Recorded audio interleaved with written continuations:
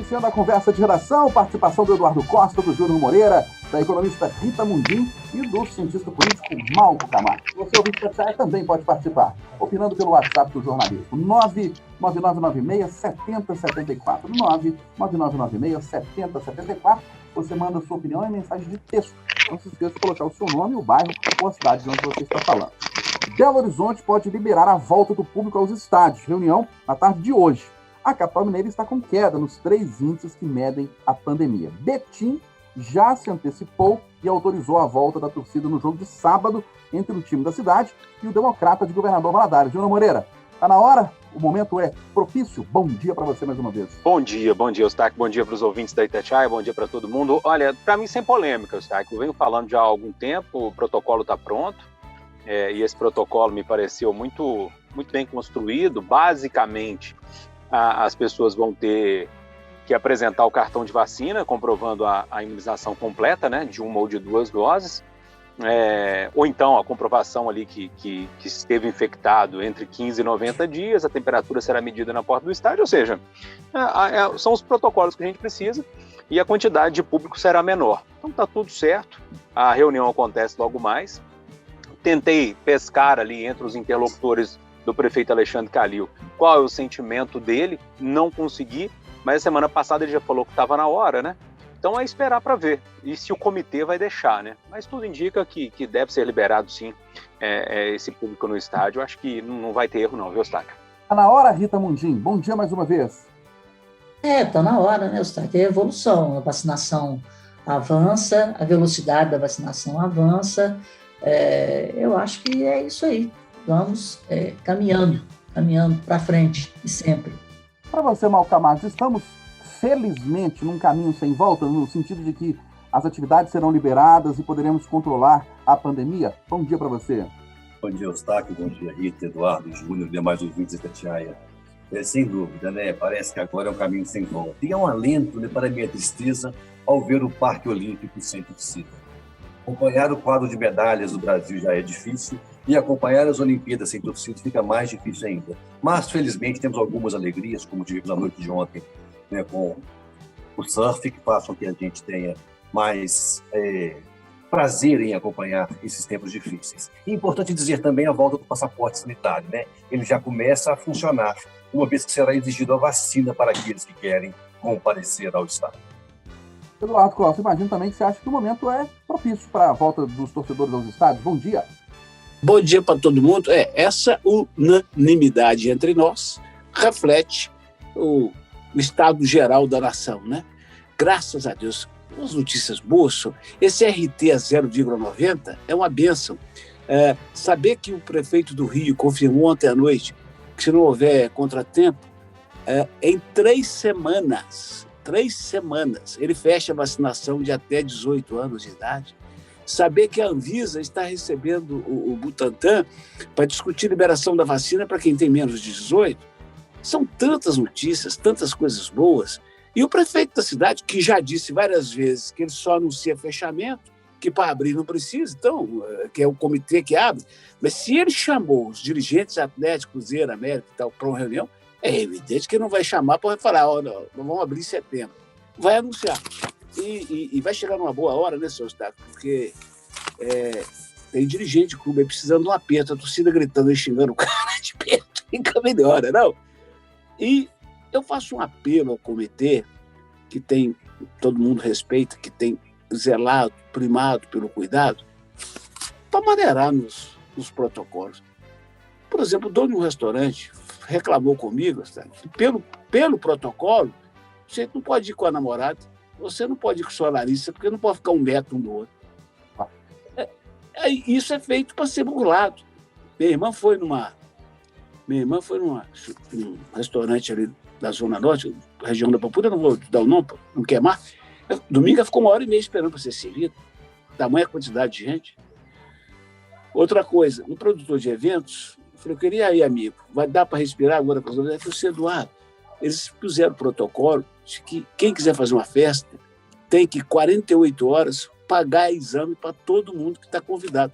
Quem é que está correndo risco de contratar uma festa, para poder, 48 horas antes, correr o risco de ser tudo cancelado, comida, show, festa? Então, Então é o seguinte, vamos abrir o tiquinho, né, gente? Vamos voltar à vida? Vamos, com juízo. Mas vamos voltar? Os tempos estão cada dia mais alegres, Eustáquio.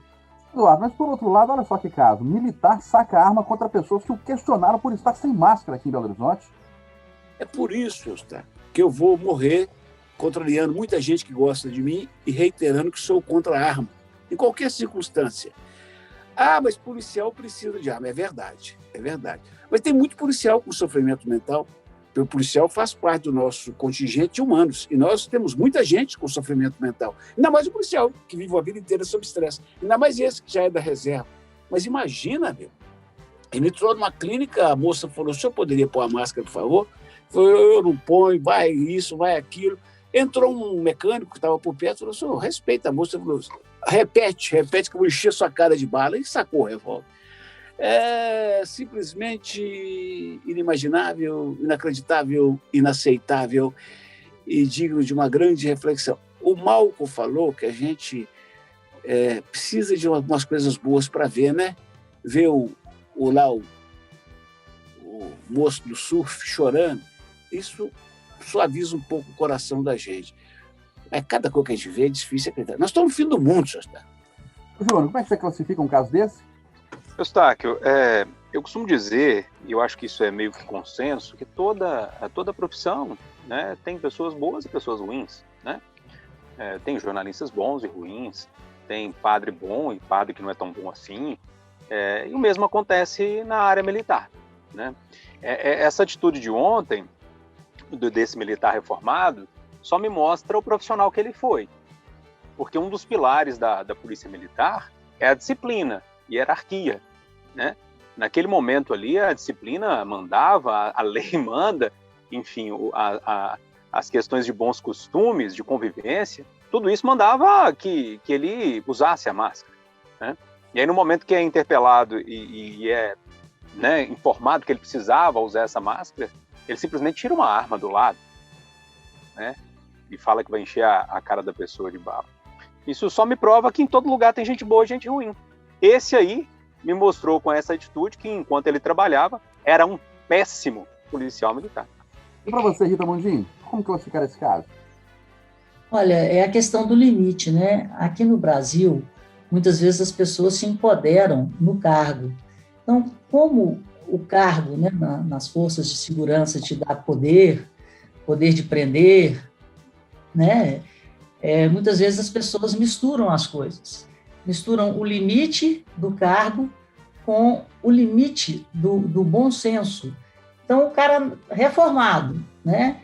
E aí não tem nada a ver com o que ele aprendeu ou não aprendeu na própria polícia. É uma questão de caráter. É uma questão de caráter e uma questão da pessoa não saber aonde vai o seu limite e aonde começa o limite do outro. Isso é muito sério, porque muitas vezes as pessoas que trabalham nos serviços públicos, elas se empoderam e tratam a sociedade como se, ao contrário, né? Porque eles estão sempre prestando serviço para a sociedade e tratam ao contrário, como se a sociedade estivesse recebendo um favor. Então, é uma questão de cultura que culmina com esse tipo de episódio, não só, né, nesse caso da polícia, a gente vê isso em vários outros setores. Cria-se um empoderamento e um excesso de uso do cargo. Malco. Bom, nós já tivemos um juiz suspenso pelo Conselho Superior da Magistratura ao exigir que um procurador e um funcionário tirassem a máscara em julgamento. Certamente, esse policial também sofrerá sanção pelo descumprimento da norma e pelo abuso de seu auto. Agora, ainda falta punir o presidente pelos diversos maus exemplos em relação ao uso da máscara. Se as autoridades não o fazem, ele corre o risco de ser punido nas urnas pelos milhões de brasileiros que circulam de máscara para se proteger e proteger também o próximo. Aqui pelo WhatsApp, o Marcelo, do bairro Funcionários, pergunta qual a necessidade de policiais aposentados precisarem usar arma na rua. Bom, dono de empresa de ônibus consegue nova autorização da Justiça para não ir à CPI da BH Trans. E fim da empresa de trânsito da capital começa a ser discutido hoje entre os vereadores. Ô, Júnior, eu não entendi até hoje por que essa se a pessoa não deve, por que ela teme, né? Por que ela se esquiva de um depoimento à CPI? Não tem nada a temer, vai lá e depõe. Pronto, você trouxe o meu comentário que eu ia trazer. Se o empresário não devesse nada, ele ia lá, dava o depoimento dele, falava o que tinha de falar, mostrava os documentos que tinha que mostrar e está tudo certo. Pelo jeito, ele deve dever e dever bastante. Por isso que não quer comparecer e vai todo dia na justiça para não comparecer no depoimento da CPI. Pensa assim também, Rita Mundinho? Sim, só pode ser isso, né? Porque não tem outra explicação, não. Então já estou contemplado com o comentário do Júnior. Você também, Malco Camargo? Eu acho que o artifício de se calar ou de não comparecer a uma CPI é uma defesa preventiva que surge muito pouco efeito, né? Sempre é bom lembrar que uma CPI tem poderes maiores do que o oitiva de uma testemunha. A quebra do sigilo bancário, telemático, telefônico pode revelar muito mais do que a narrativa em um depoimento.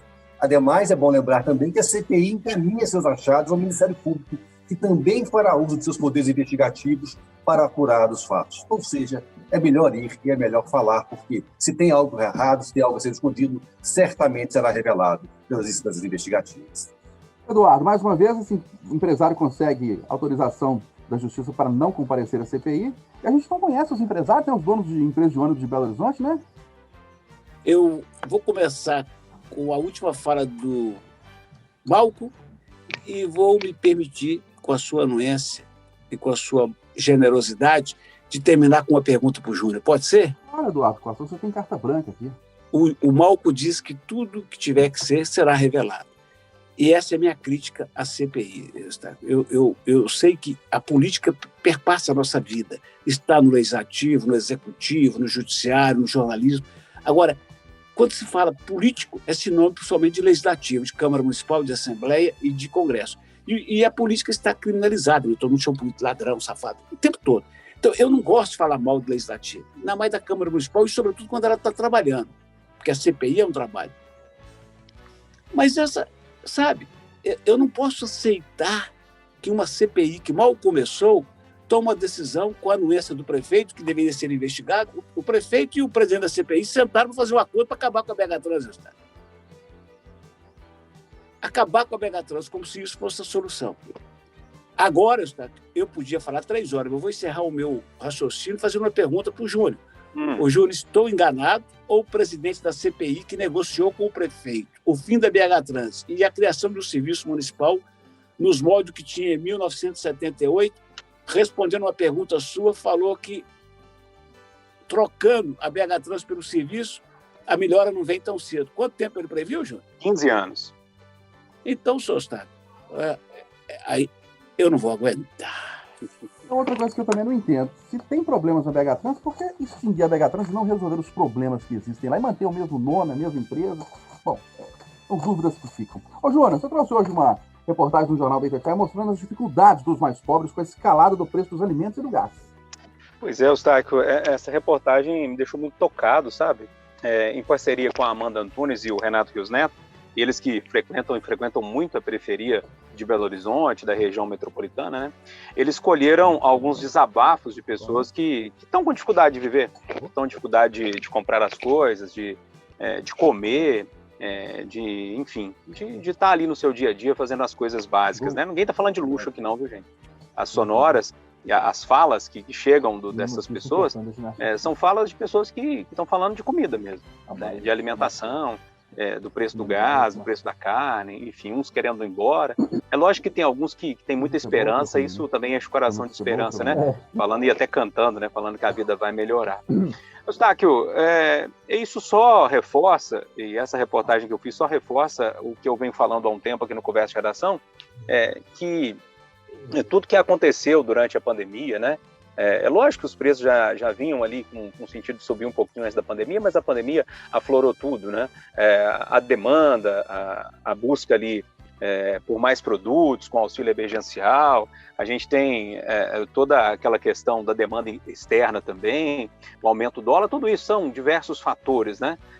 Eu não vou politizar isso não, mas de qualquer forma, a situação das pessoas mais pobres é uma situação dificílima, de desespero, e é o que eu conclamo sempre aqui, Eustáquio, quando tem a oportunidade de falar sobre isso. né, quem tem mais um pouquinho precisa ajudar, porque a situação de quem ganha salário mínimo hoje em dia não dá para viver, não. 8h55, antes de continuar esse tempo, deixa eu chamar o Enio Lima aqui com mais informações de Tóquio. Uma boa notícia ruim, Enio Lima? Pois é, meu amigo. A Andressa acabou fazendo a festa para o Brasil no futebol feminino, abrindo o placar 1 para o Brasil, 0 para a Zâmbia. Gol aos 18 minutos do primeiro tempo. Zâmbia com a jogadora expulsa, o Brasil com a mais em campo. E na ginástica artística, competição por equipe, Simone Biles, a lenda dos Estados Unidos, fez um salto ruim. Caiu de mau jeito, sentiu e abandonou a competição, sendo substituída na equipe norte-americana. Teria uma lesão no joelho. Biles vai se poupar até quinta-feira para a disputa do individual. Lembrando que o Brasil não se classificou para a equipe, e sim no individual, com Rebeca Andrade. Valeu, Enio. 8h56. Ô, Rita Mundim, onde está o problema para essa escalada de preço dos alimentos, hein? Preço dos alimentos, do gás, enfim, tantos aumentos nos últimos meses, prejudicando não só a população que tem melhor poder aquisitivo, mas principalmente os mais pobres. Eu venho falando aqui, é um fato, né? A inflação ela é global, puxada principalmente por combustíveis e alimentos. Só para vocês terem uma ideia, o preço do petróleo subiu 50% só esse ano, e em um ano a alta do preço do barril de petróleo é de 75%. Isso sem falar aí da soja, do milho, com toda essa cadeia, né, da proteína animal, das carnes. E agora, a gente está vivendo essa onda de frio que vai estar vindo por aí, pode agravar esse problema, porque ela vai chegar nas regiões sul e sudeste do Brasil, onde o agronegócio é muito forte e pode comprometer o nível, né, das colheitas. Então, realmente é preocupante, e o que a gente tem que fazer é um momento de solidariedade, e o governo ele tem que entrar, né, com o auxílio emergencial, como já tem feito, e criar mecanismos de criação, de geração de empregos. E, infelizmente, é um fenômeno global que preocupa todos os dirigentes hoje.